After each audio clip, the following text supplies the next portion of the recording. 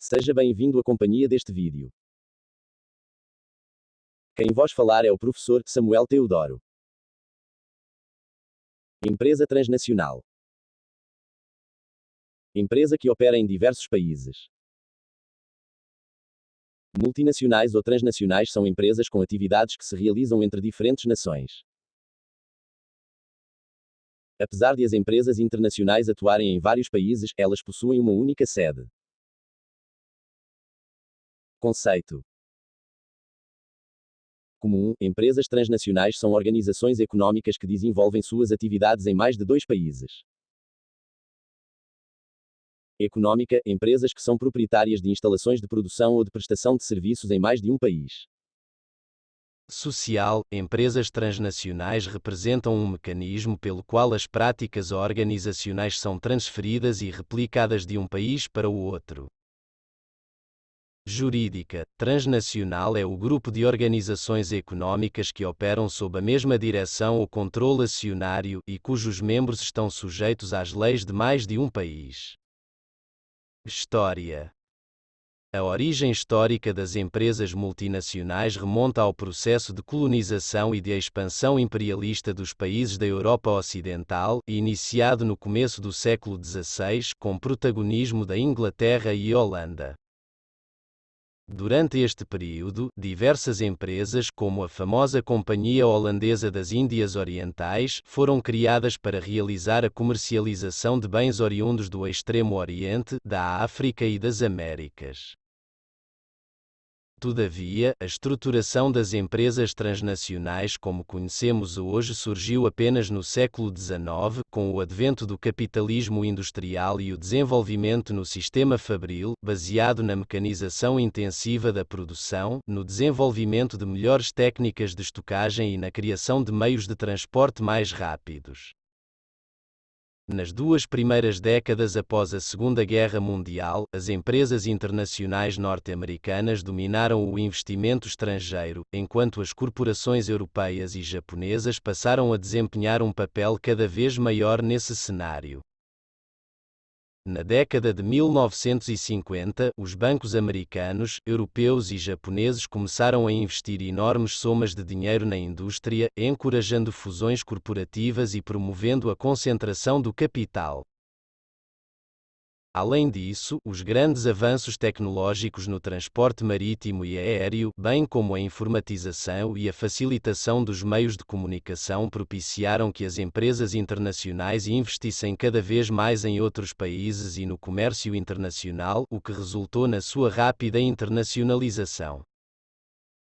Enquanto isso, os novos recursos publicitários ajudaram a garantir uma parcela maior do mercado consumidor às empresas internacionais, ultrapassando os limites territoriais dos países de origem das empresas com a instalação de filiais em outros países em busca de mercado consumidor, energia, matéria-prima e mão de obra.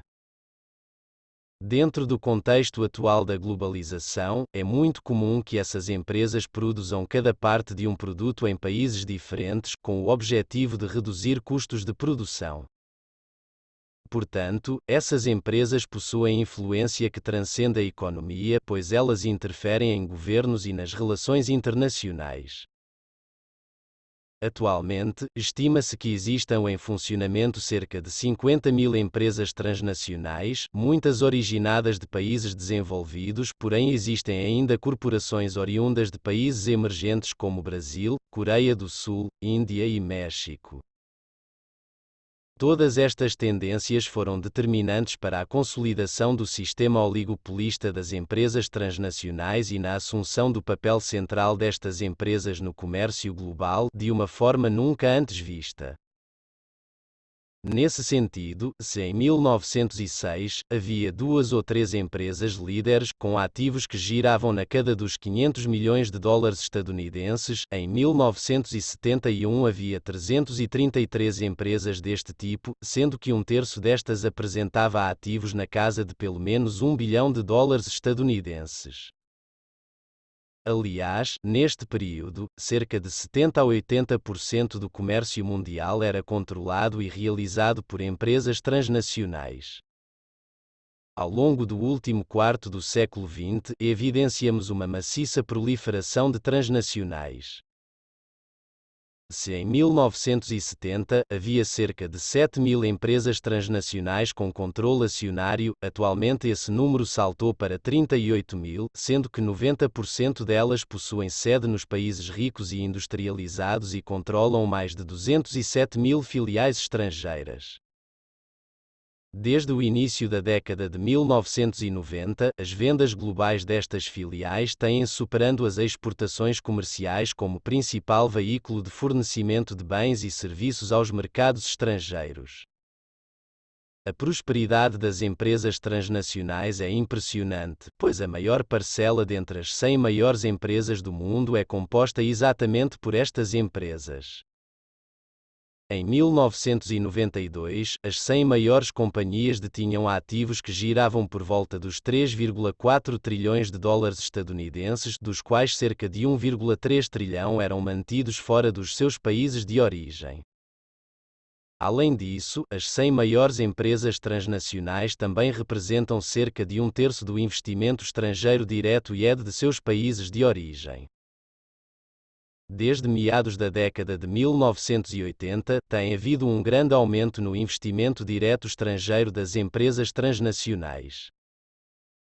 Ademais, entre 1988 e 1993, o estoque mundial de IED, que é uma medida da capacidade produtiva das empresas transnacionais fora dos seus países de origem, cresceu de 1,1 para 2,1 trilhões de dólares estadunidenses em valor estimado. Em relação aos países menos industrializados, também nota-se um grande aumento no investimento estrangeiro realizado pelas empresas transnacionais desde meados da década de 1980. Tal investimento, em conjunto com empréstimos bancários privados, cresceu de forma muito mais acentuada do que as ações estatais para o desenvolvimento nacional ou do que os empréstimos bancários multilaterais, aqueles realizados por instituições internacionais como o Fundo Monetário Internacional, o Banco Mundial ou os bancos de desenvolvimento regionais. Os governos dos países em desenvolvimento, sobrecarregados pelas dívidas, pela baixa no preço das commodities, pelo ajustamento estrutural e pelo desemprego, têm visto as empresas transnacionais, nas palavras da revista britânica The Economist, como a personificação da modernidade e da perspectiva de riqueza, cheias de tecnologia, ricas em capital e repletas de postos de trabalho qualificados. Como resultado, observa-se, ainda, a tendência dos governos dos países em desenvolvimento de tentar atrair cada vez mais o investimento das empresas transnacionais por meio da liberação das restrições ao investimento e pela privatização das empresas estatais. Em compensação, as empresas transnacionais veem os países menos industrializados não apenas sob o aspecto de potencial aumento de seu mercado consumidor, mas também como alternativa produtiva em razão dos custos operacionais mais baixos, menores salários e menor regulação ambiental e de saúde que estes países apresentam. Relação Estado-X Empresas transnacionais. Na segunda metade do século XX, ficou clara a relação conflituosa entre empresas multinacionais e o Estado. De um lado, existe o interesse estatal de gerar crescimento econômico, trazer investimento internacional, avanços tecnológicos, empregos e outros benefícios da atuação de empresas mundiais. Por outro lado, existe a questão da exploração de recursos naturais nacionais, da remessa de lucros para a matriz e de minar o desenvolvimento de empresas nacionais nascentes. Por serem mundiais, essas empresas conseguem comparar as características de cada país e analisar a relação de custo-benefício de cada localidade, podendo até barganhar com os governos a instalação de unidades, obtendo condições especiais para atuar. Esse fato gera uma contradição em que existe um favorecimento das maiores empresas em detrimento de pequenos negócios, levando-os a uma concorrência. Controle internacional sobre as empresas multinacionais. A regulamentação das empresas multinacionais no plano internacional é tema de crescente interesse. A lógica das empresas multinacionais é a da maximização do lucro, orientando seus investimentos pela busca de oportunidades de expansão comercial, aliada à segurança jurídica propiciada pela existência de regras contratuais claras e respeitadas por um sistema jurídico eficaz. Já o Estado tem de competir no cenário internacional para atrair os investimentos estrangeiros para seu território, mesmo que isso implique em fazer concessões passíveis de atingir o mercado interno, o qual o Estado também deve proteger. Enquanto os países desenvolvidos buscam a moralização de determinadas condutas das empresas transnacionais, o estabelecimento de condições de igualdade de concorrência e uma legislação simplificada e fundada no direito internacional, em substituição das diversas legislações locais, os países em desenvolvimento buscam reequilibrar as desigualdades existentes entre as empresas multinacionais e as empresas locais, além de também possuírem interesse na moralização das condutas dessas empresas. Na década de 1970, a Organização das Nações Unidas chegou a definir, entre suas prioridades, o desenvolvimento de um código de conduta internacional para grandes corporações, bem como lançou a Comissão e o Centro de Empresas Transnacionais. Mas a oposição das grandes potências e o acento agudo bis corporativos levou a que, anos depois, ambos os casos fossem desmantelados e que a legislação nunca chegasse a ser concretizada.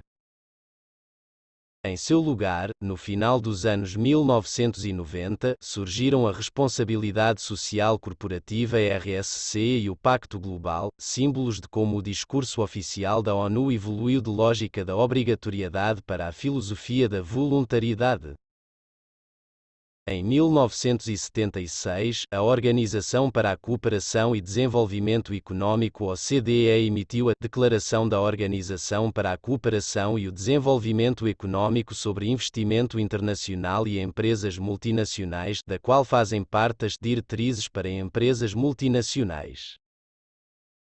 Tais diretrizes descrevem o comportamento esperado pelas multinacionais e recomendações para uma conduta empresarial responsável em diversas questões sociais e ambientais. O documento foi aderido pelo Brasil em 1997, sendo reafirmado em junho de 2000 ao final da revisão do documento.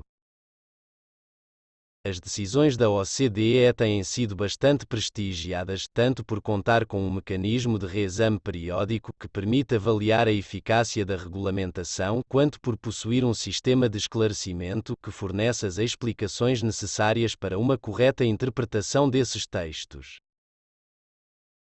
Desde 1970, quando surgiram diversas revelações acerca de propinas, comissões e outros pagamentos ilícitos e, especialmente depois que os tribunais começaram a impor a legislação antitrust em vigor caso Lockheed, por exemplo, alguns estados têm exigido das empresas transnacionais maior transparência, disclosure. A prática do disclosure obedece aos princípios da chamada boa governança corporativa. A prática de transparência não se relaciona somente à pretensão punitiva do Estado em relação aos potenciais casos de corrupção, indo além. No Brasil, cabe à CVM Comissão de Valores Mobiliários estatuir o conteúdo mínimo de informações que devem ser disponibilizadas pelas companhias ofertantes de valores mobiliários, principalmente sobre sua situação econômica, financeira e patrimonial. O Brasil regulamenta a atuação das empresas multinacionais a partir das diretrizes da OCDE para a atuação de empresas multinacionais, que visam a assegurar que as operações dessas empresas estejam em harmonia com as políticas governamentais, fortalecer a base da confiança mútua entre as empresas e as sociedades onde operam, ajudar a melhorar o clima do investimento estrangeiro e aumentar a contribuição das empresas multinacionais para o desenvolvimento sustentável. A lei que regulamenta a remessa de lucros no Brasil é a Lei 4.131, de 1962. Se inscreva neste canal e compartilhe. Que Deus abençoe sempre você e sua família.